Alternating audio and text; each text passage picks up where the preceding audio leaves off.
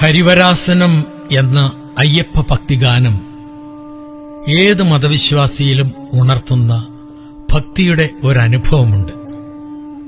അതുകൊണ്ടാണ് ആ ആധ്യാത്മിക അനുഭവം ആവാഹിച്ചെടുക്കാൻ ആ ശൈലിയിൽ ഒരു ക്രിസ്തീയ ഭക്തിഗാനം രൂപപ്പെടുത്താൻ എനിക്ക് പ്രേരണയായത്.